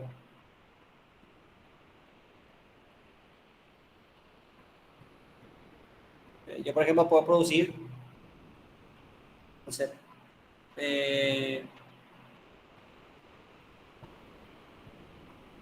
puedo producir sonidos con mi voz. Puedo producir cosas, puedo producir, eso es la potencia. Tengo la potencialidad de hablar, tengo la potencialidad de leer, tengo la potencialidad de razonar.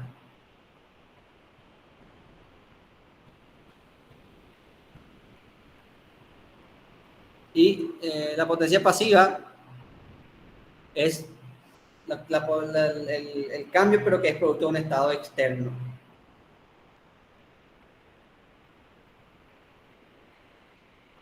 Por ejemplo, yo tengo la potencialidad de sentir frío si es que baja la temperatura.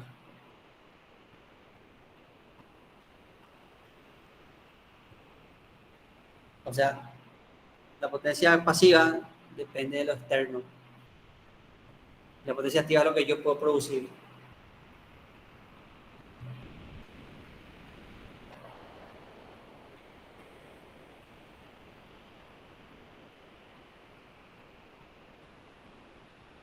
Ahora hablemos de la causa. ¿Qué es la causa? Todas cosas tienen su causa. Su fenómeno causal, lo que hace que sea la causa. Lo que produce eso que está ahí, para que ustedes me entiendan. Y las causas se dividen en dos, intrínseca y extrínseca, que a su vez tienen dos, otra vez, cada una. Las causas intrínsecas son las que se encuentran en el objeto mismo, o sea, las causas intrínsecas son las que están en las cosas mismas. Y son dos, material y formal, la cual ahí leemos mismo, materia y forma, ¿se acuerdan? Ven cómo todo está relacionado. La materia es aquello que está hecha en las cosas. Por ejemplo, si yo hablo de una silla, su causa material sería la madera.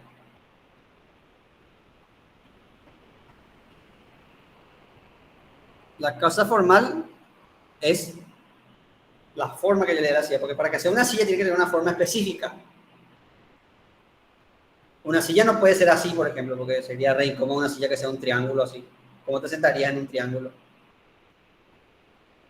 Sería re incómodo. Una silla no puede ser así. Tiene que tener una forma específica para ser silla. Después tenemos las causas extrínsecas, que son las causas que se encuentran fuera del objeto. Por ejemplo, la causa eficiente, que es aquello que hace la cosa. Por ejemplo, la causa eficiente de silla sería el carpintero.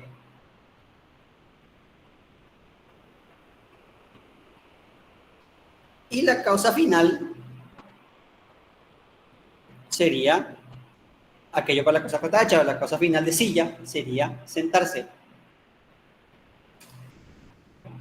Vamos a hacer esto con ustedes para que ustedes entiendan bien. ¿Cuál sería la causa material de una bicicleta? Pueden escribir o hablar por el chat. El metal, profe. Sí, metal. ¿Cuál sería la causa formal de la bicicleta?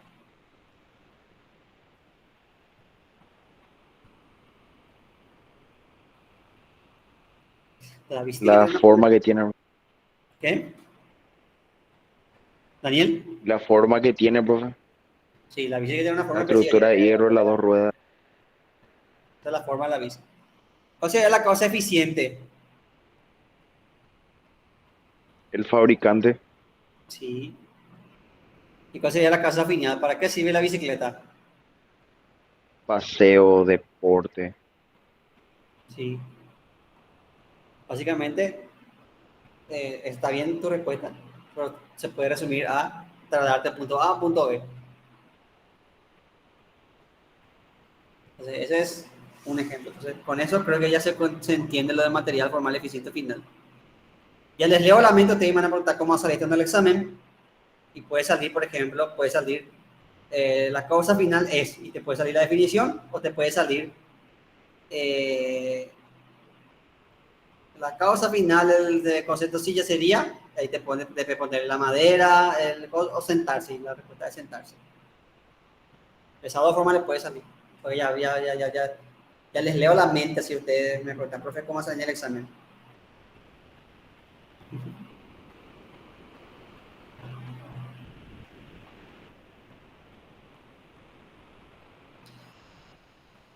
Hablemos de los tipos de cambio. Como ya vimos, las cosas siguen sustancia siguiente. Entonces el cambio se divide en cambio sustancial y cambio accidental. El cambio sustancial es el que afecta directamente a la sustancia. Es decir, la sustancia para que sea afectada totalmente tiene que crear una nueva sustancia, tiene que ser destruida. El cambio accidental es el cambio que modifica la sustancia pero sin que ésta deje de ser sustancia. Por ejemplo, si yo tengo una mesa y le pinto de otro color, va a seguir siendo mesa. Si yo pinto mi pared de otro color, va a seguir siendo una pared. Ahora, en cambio, si yo agarro la mesa y le prendo fuego, ahí va a ser un cambio sustancial porque ya voy a destruir la mesa. O si agarro un hacha y empiezo a romper toda la mesa, ya va a ser un cambio sustancial porque ya va a dejar de ser mesa. Lo mismo tener un bebé es un cambio sustancial porque ya está generando una nueva sustancia. Lo que está ahí en la panza de la mamá ya no es más ni mamá ni papá, es una sustancia nueva. Entonces, por eso es un cambio sustancial.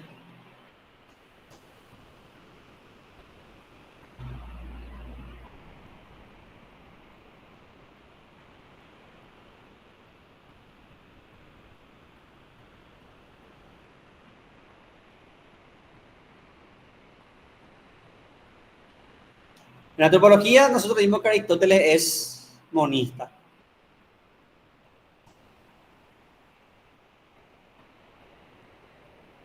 O sea que el cuerpo y el alma están pegados uno con otro. No es como Platón, que es dualista. Platón separa el alma está atrapada, está dentro del cuerpo. Aristóteles decía que si el alma es el ojo, el cuerpo es la visión. Perdón, si el cuerpo es el ojo, el alma es la visión. Básicamente lo que decía es que el cuerpo es materia y el alma es forma.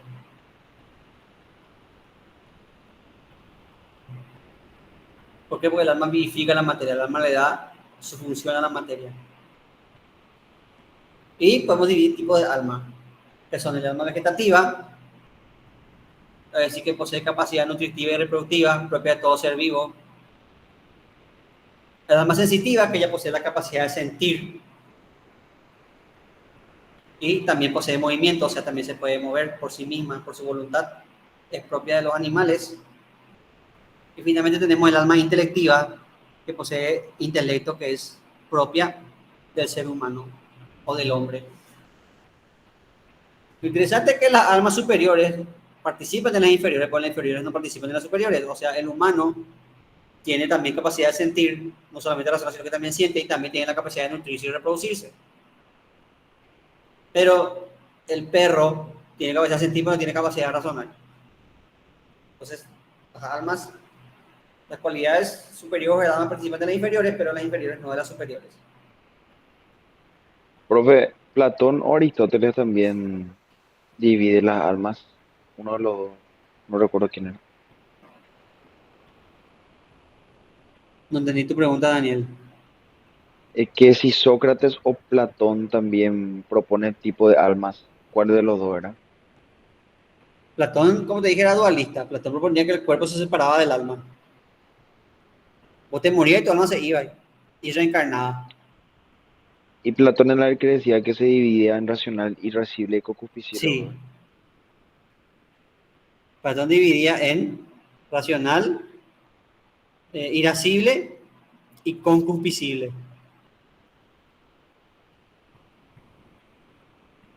El alma racional, que era el que usaba la cabeza, de hecho estaba ubicada en la cabeza, que era la persona que pensaba las cosas todo antes. El alma irascible, que se dejaba guiar por las emociones. Son esa gente que actúa, se enoja y actúa antes de hacer las cosas, de pensar las cosas. Esa gente que es, como se dice, leche hervida, que actúa, que es muy emocional. Y está el alma concupiscible, que es la gente, el alma inferior, porque es la que se deja guiar por sus instintos, por sus instintos. O sea, que es un alma totalmente, prácticamente animal.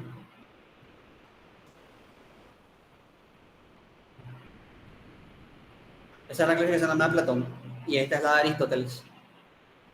Profe, ¿y cuál era hijo de médicos? ¿Aristóteles o Platón era? Aristóteles. Platón era hijo de políticos. Aristóteles era hijo de médicos. De hecho, el papá de Aristóteles era el médico de Filipo de Macedonia. Y por eso Filipo de Macedonia le encarga a Aristóteles la educación de su hijo, que era Alejandro Magno.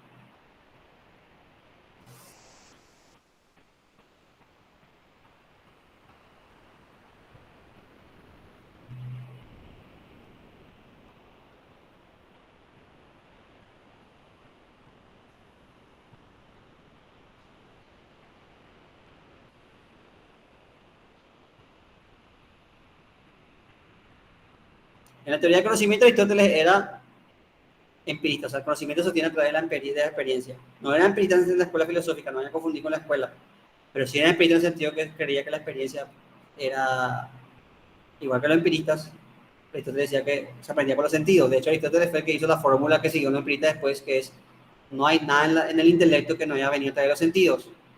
Aristóteles decía que nosotros aprendemos a través de los sentidos y nosotros convertimos los sentidos en algo universal que aplicamos a los entes particulares. O sea, yo veo este, comparo con este que tiene el mismo color y otro, entonces yo digo, rojo, rojo, rojo, rojo, y hago el concepto de rojo. Y una vez que tengo el rojo, ahí ya digo, mi celular rojo, mi auto rojo, mi zapato rojo, mi vestido rojo, mi camisa roja.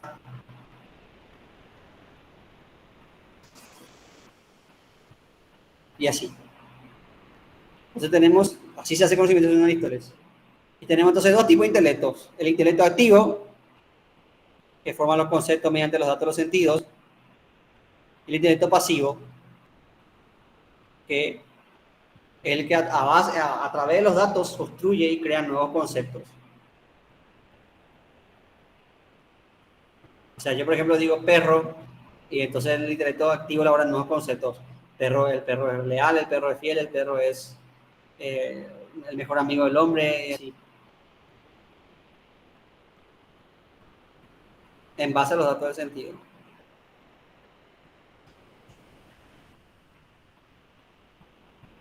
En cuestión de ética, Aristóteles era eudemonista. Eudemonista quiere decir poseído por un buen demonio. No quiere decir que era satánico, sino que demonio es lo que sería daimon, sería espíritu, poseído por un buen espíritu, sería eso.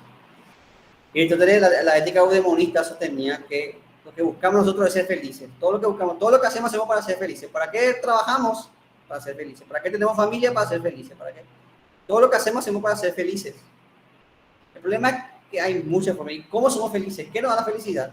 Nosotros buscamos la felicidad en muchas cosas. Podemos buscar la felicidad en el dinero. Y la pregunta es, ¿el dinero te da la felicidad? Acá nadie es tonto. Todos sabemos que la plata te facilita la vida y te da muchas cosas. Pero realmente la plata per se te puede hacer feliz. Hay mucha gente con plata infeliz. El título, el título te da la felicidad. Tu título te da la felicidad.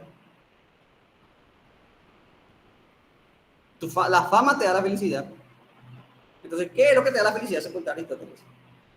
Aristóteles dice, lo que te da la felicidad es lo propio de tu naturaleza. Y lo propio de la naturaleza humana es la comprensión. Entonces, para Aristóteles la felicidad está en la vida intelectiva, en la vida contemplativa, en la reflexión y en la comprensión. Por eso el filósofo era el más feliz. Ahora bien, Aristóteles también hacía énfasis en amistad. Hay que compartir con los amigos, porque el conocimiento, si vos conoces solo y tu conocimiento es aislado, nunca vas a ser feliz porque no vas a contribuir a nada. Entonces la felicidad está en eso, en la convivencia con los amigos y en la filosofía. La felicidad también está en seguimiento de la virtud. La persona virtuosa es feliz porque vive bien. La virtud no es solamente algo de intelecto como decía Sócrates, sino que la virtud requiere hábito. Vos podés hablar perfectamente de lo que es la honradez, pero si vos no aplicás eso en tu vida, entonces estás hablando al pedo. Estás siendo un hipócrita. Por eso la virtud no es solamente algo que vos tenés que decir, sino algo que tenés que ser. No es algo que solamente tenés que entender, sino que vos tenés que aplicar. La ética no es solamente hablar, es acción, es aplicar. Y la virtud también dice que aparte de ser un hábito, es un punto entre dos medios. La valentía es una virtud porque está en el medio entre la cobardía y la temeridad. El valiente no es un cobarde, o sea, no es alguien que no actúa, pero tampoco es un temerario, tampoco es alguien que se tira así nomás. El valiente sabe cuándo actuar y actúa con medida, no actúa de una forma desproporcionada. Si hay un grupo de borrachos en la calle y vos te vas a buscar peleas, no sos valiente, sos temerario, no sos valiente. El valiente buscaría evitar el conflicto al menos que sea necesario y ahí hace todo lo posible para salir de ahí, ¿verdad? Pero no es que se va a tirar directamente. Entonces, por eso la virtud es un justo medio. Lo mismo, el ahorrador es un virtuoso porque está entre el derrochador y el avaro. El avaro es el que guarda su plata y nunca gasta en nada, nunca disfruta de su plata porque guarda y nunca gasta. Y el derrochador es el tipo que no puede ver plata porque ya gasta y antes de fin de mes gasta otra vez. Entonces, el ahorrador es virtuoso porque gasta en lo suyo, pero también guarda para después. Y hay dos tipos de virtudes, las éticas, que son las que requieren hábitos, las que requieren voluntad, porque para ser bueno tenés que tener voluntad, para ser ahorrador tenés que tener voluntad, para ser valiente tenés que tener voluntad. Entonces son las virtudes éticas y las virtudes ya no éticas, que son las virtudes más ligadas al arte, cuando son buen artista, son buen bailarín, son muy inteligentes, son virtudes ya no éticas, que son las virtudes más ligadas al intelecto y al arte.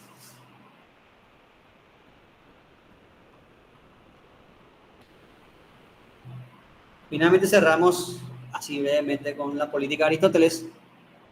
Vemos que para Aristóteles, a diferencia de Platón, no hay una jerarquía de gobierno, sino que hay formas buenas y sus formas corruptas. Cada forma de gobierno tiene su lado corrupto. La monarquía es la forma de gobierno que un rey gobierna, cuando un solo rey. Si ese rey gobierna por el bien de su pueblo y gobierna sabiamente, es una forma buena de gobierno. Pero si el rey gobierna para su propio beneficio y no en pos del pueblo, entonces la monarquía se convierte en su forma mala, que es la tiranía. La aristocracia es el gobierno, como decía Platón, el gobierno de los mejores, de los que están elegidos para gobernar. Pero si esa aristocracia no gobierna por el pueblo, gobierna para sí mismo y se hace en un grupito que se beneficia para el costa del pueblo, se convierte en una oligarquía. Y la democracia es el gobierno para el pueblo, el gobierno del pueblo, en donde si el pueblo sabe elegir y elige bien a sus representantes, es una democracia que sirve. Pero si el gobierno no sabe elegir, si el pueblo no sabe elegir y vota por cualquiera, es una demagogia, un gobierno de las chumas, un gobierno de la muchedumbre, como decía Platón. Y gobiernan, el gobierno elige malos gobernantes. Para Aristóteles la mejor forma de gobierno es la monarquía moderada, o sea, una monarquía, pero que tenga unos consejeros o gente que regule la monarquía, porque una monarquía que no se modera se va a convertir en tiranía porque el rey puede hacer lo que quiere. Y de la democracia, esto te decía que era una buena forma de gobierno, pero que fácilmente termina en demagogia, por eso es mejor la monarquía, es más eficiente. Pero ahorita tenemos que descartar la democracia.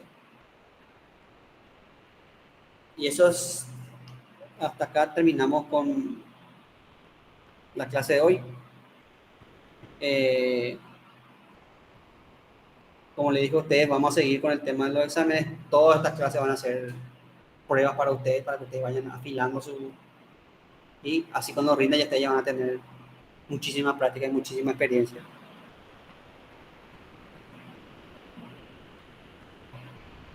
¿Alguna pregunta, alguna consulta?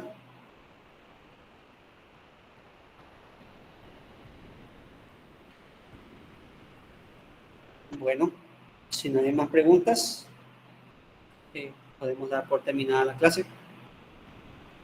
La misa ha terminado, podéis iros en paz. Gracias, profe. Chao, chao. Gracias, profe. Muchas gracias, profe. Nos vemos. Chao, chao.